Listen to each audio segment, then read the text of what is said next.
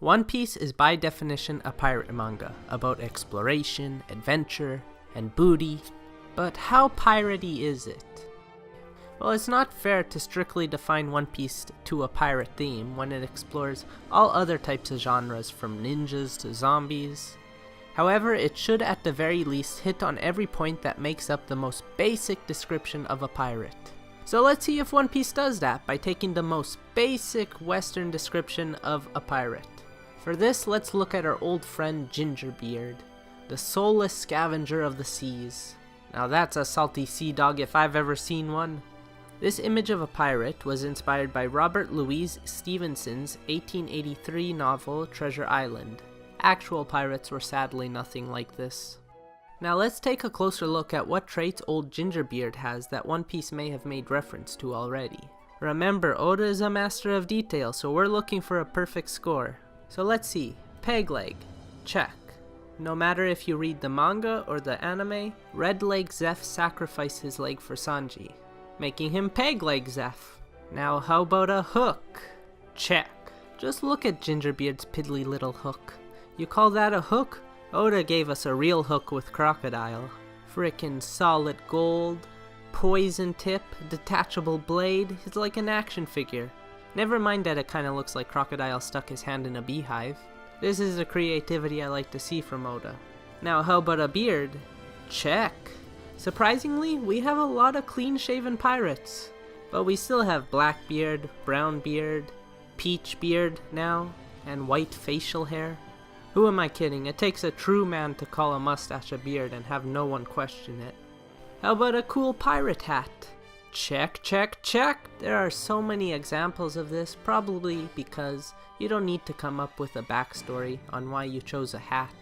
Although Oda does like to do this with some of his characters. So I'm conflicted. How about a parrot?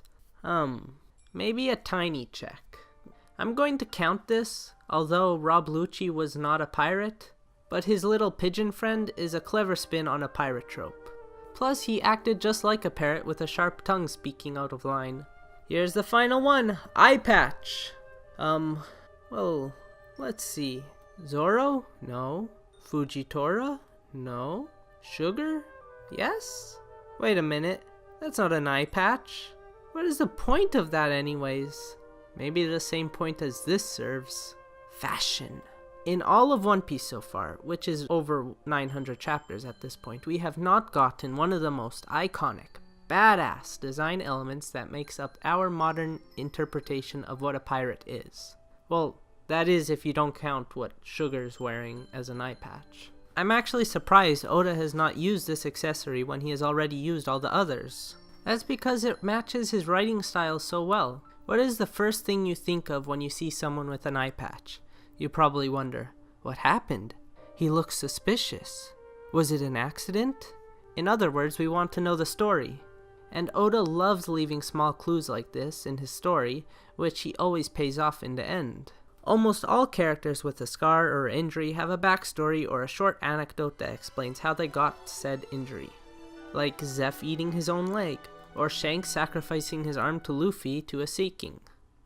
Even Axe-Hand Morgan was stated to have lost his arm to Captain Kuro. It's gotten to the point that you can take almost any character from One Piece, find all their battle scars or wounds, and you can find a backstory or explanation quoting where they got that wound. But Oda doesn't need an eye patch for us to ask these questions. Which is true, everyone and their cat is wondering what happened to Zoro's eye, and he doesn't use an eye patch. I'm just reasoning that Oda is not one to miss something as obvious as a pirate wearing an eye patch. It's not a question of whether Zoro should wear an eye patch. Like I said, Oda isn't the type of person to miss these details. And that's why I feel we'll see an example of an eye patch in the future. As a side note, I have to admit it's kinda badass to have the willpower to keep your eye closed rather than wearing an eye patch. Just try it yourself, just keep one eye closed for a long period of time. And maybe an eye patch just makes you look a little too edgy. But for now, I'll use this equation I developed through countless years of field-approved studies that clearly states a character multiplied by eye patch directly increases its menacingness and the mystery around that character.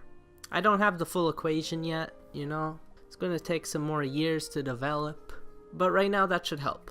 But who will this character be?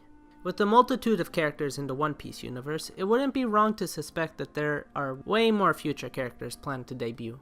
However, this is a significant design element that I would think is reserved for significant characters. Why else would he wait so long to introduce it?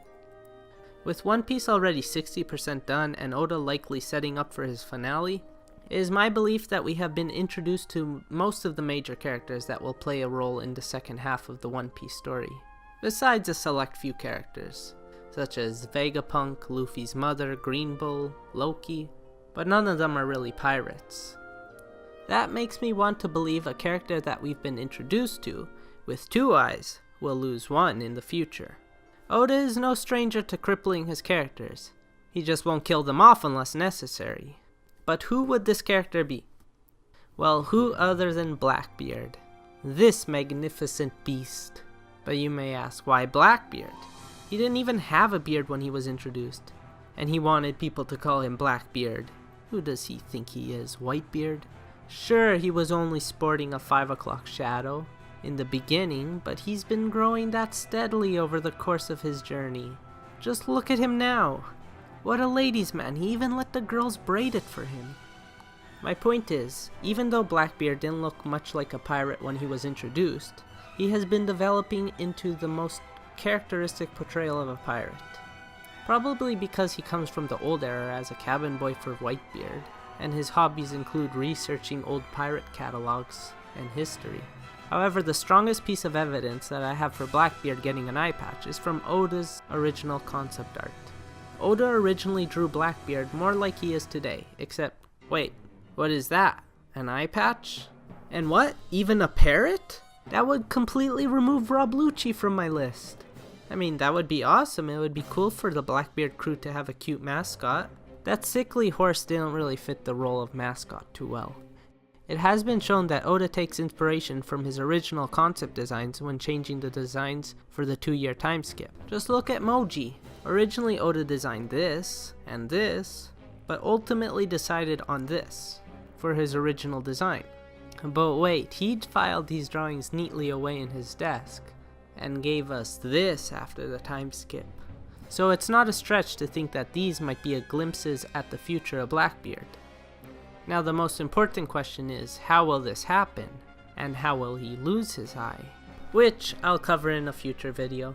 So look forward to that future video where I will reveal who will take Blackbeard's eye.